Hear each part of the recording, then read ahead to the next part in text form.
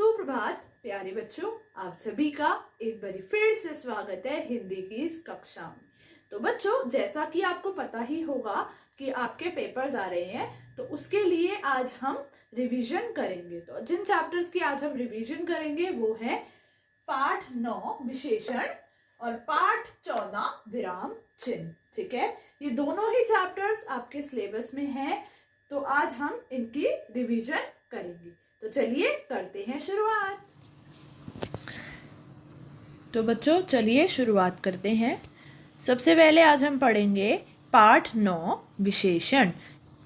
विशेषण में सबसे पहले विशेषण जिन शब्दों से संज्ञा या सर्वनाम की विशेषताओं के बारे में पता चलता है उन्हें हम विशेषण कहते हैं, या जो शब्द संज्ञा या सर्वनाम की विशेषता बताते हैं उन्हें हम विशेषण कहते हैं।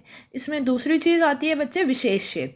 विशेष्य क्या होता है? जिन संज्ञा या सर्वनाम शब्दों की विशेषता बताई जाती है उन संज्ञा या सर्वनाम शब्दों को विशेष्य कहा जाता है। ठीक है, उदाहरण के माध्यम से समझते हैं। जैसे समायरा बहुत ईमानदार लड़की है, तो इसमें विशेषण क्या है? ईमानदार। क्यों? क्योंकि वो समायरा की विशेषता बता रहा है। और विशेष्य क्या है? समायरा जिसकी विशेषता बताई जाती है वो होता है विशेष्य, और जो विशेषता बताई जाती है वो होता है विशेषण। ठीक है, विशेषण के भेद। विशेषण के 4 भेद होते हैं बच्चे: गुणवाचक विशेषण, परिमाणवाचक विशेषण, संख्यावाचक विशेषण और सार्वनामिक विशेषण। पहला है गुणवाचक विशेषण। संज्ञा या सर्वनाम शब्दों के आकार, प्रकार, रंग, रूप, गुण, दोष, अवस्था, स्वाद, दशा व स्थिति आदि बताने वाले शब्द गुणवाचक विशेषण कहलाते हैं। जैसे राम परिश्रमी लड़का है, तो परिश्रमी उसका गुण है, इसीलिए गुणवाचक विशेषण है। राधिका दयालु है। परिमाणवाचक विशेषण संज्ञा या सर्वनाम के माप तोल के बारे में जानकारी देने वाले शब्द परिमाणवाचक विशेषण कहलाते हैं। गुणवाचक में गुण बताया जाता है, परिमाणवाचक में संज्ञा या सर्वनाम का माप तोल के बारे में हमें पता चलता है। जैसे 10 मीटर कपड़ा, 10 किलो चावल। ठीक है। संख्यावाचक विशेषण जो शब्द संज्ञा या सर्वनाम की संख्या के बारे में बताएं। परिमाणवाचक में नाप तोल था, इसमें हमें नंबर्स यानी कि संख्या के बारे में पता चले तो वो होते हैं संख्यावाचक विशेषण। जैसे 5 नाशपाती, 2 किताबें। ठीक। सार्वनामिक विशेषण जो सर्वनाम शब्द संज्ञा शब्द से पहले लगकर उसकी विशेषता प्रकट करते हैं वे सार्वनामिक विशेषण कहलाते हैं। जैसे यह घड़ी मेरी है, तो घड़ी क्या है? संज्ञा, और यह क्या है? सर्वनाम। जो सर्वनाम शब्द संज्ञा शब्द से पहले लगकर उसकी विशेषता बताते हैं वो कहलाते हैं सार्वनामिक विशेषण। ठीक है बच्चों। प्रविशेषण जो शब्द विशेषण की भी विशेषता बताते हैं वे प्रविशेषण कहलाते हैं। जैसे यह बहुत सुंदर खिलौना है, तो यहाँ पे सुंदर क्या है? विशेषण। क्यों? खिलौना विशेष्य, क्योंकि खिलौना की विशेषता बताई जा रही है। और बहुत क्या है? प्रविशेषण। ठीक है बच्चे, अब हमारा अगला टॉपिक है वो है पाठ 14 विराम चिन्ह। विराम चिन्ह किसे कहते हैं? किसी भी भाषा को बोलते, पढ़ते या लिखते समय वाक्यों के बीच बीच में या अंत में थोड़ा सा रुकने का संकेत देने वाले चिन्हों की आवश्यकता होती है।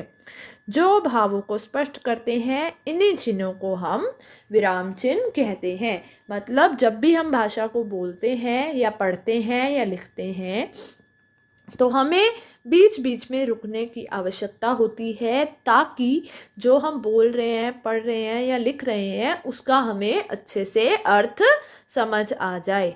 ठीक है, तो इसीलिए भाषा में हम विराम चिन्हों का प्रयोग करते हैं। पहला विराम चिन्ह है पूर्ण विराम। वाक्य पूरा होने पर पूर्ण विराम का प्रयोग किया जाता है, लेकिन प्रश्नवाचक जो वाक्य होते हैं उसमें अंत में प्रश्नवाचक चिन्ह का प्रयोग किया जाता है।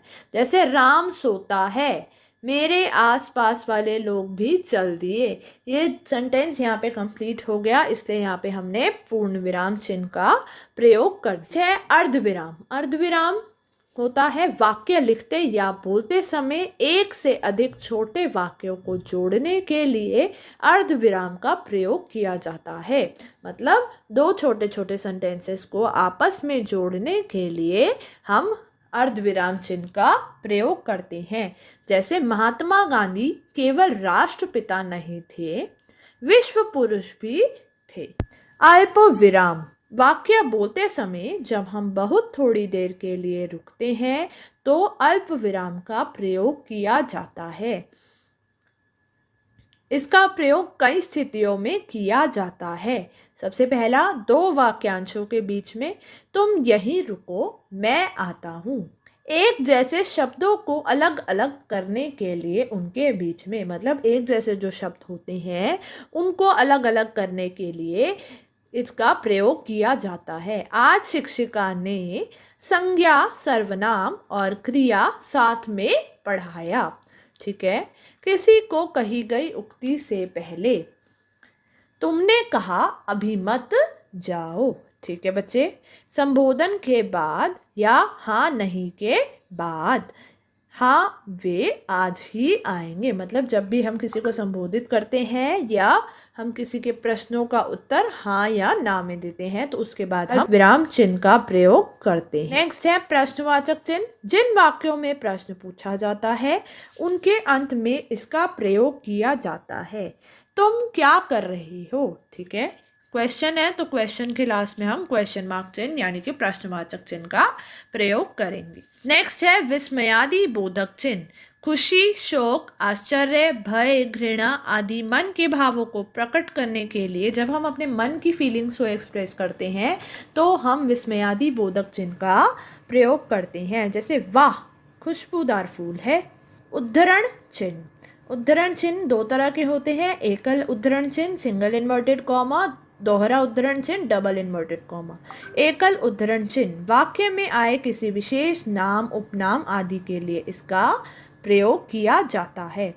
नेक्स्ट है दोहरा उद्धरण चिन्ह। किसी की कही गई बात को ज्यों का त्यों लिखने के लिए इस उद्धरण चिन्ह का प्रयोग किया जाता है। मतलब अगर आप किसी की कही गई बात को कोट कर रहे हो तो आपको दोहरे उद्धरण चिन्ह का प्रयोग करना होगा। जैसे माता जी ने कहा जैसा करोगे वैसा भरोगे, है वो है योजक चिन्ह। तुलना करते हुए समासिक पदों या शब्द युग्म के बीच जिनका प्रयोग किया जाता है उसे हम बोलते हैं योजक चिन्ह। जैसे बेटा, बेटी, माता, पिता। ठीक है, ये क्या है? शब्द युग्म, और इनके बीच में जो चिन्ह का प्रयोग हुआ है वो है योजक चिन्ह। नेक्स्ट है बच्चे संक्षेप सूचक चिन्ह।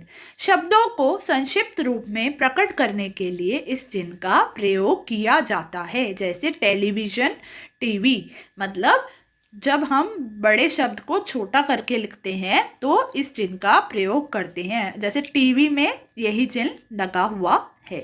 हंस पद या त्रुटिपूरक चिन्ह। लिखते समय वाक्य का कोई अंश अगर छूट जाता है तो इस चिन्ह का प्रयोग कर वहां जोड़ने का संकेत दिया जाता है। मतलब लिखते वक्त अगर हम कुछ लिखना भूल गए हैं तो इस चिन्ह को लगाकर हम ऊपर लिख सकते हैं। जैसे इसमें लिखा हुआ है मेरे मित्र के घर पर, यहाँ पर वो 5 लिखना भूल गया और फिर उसने हंस पद लगाकर 5 ऊपर लिख दिया। 5 कुत्ते हैं। ठीक है बच्चे।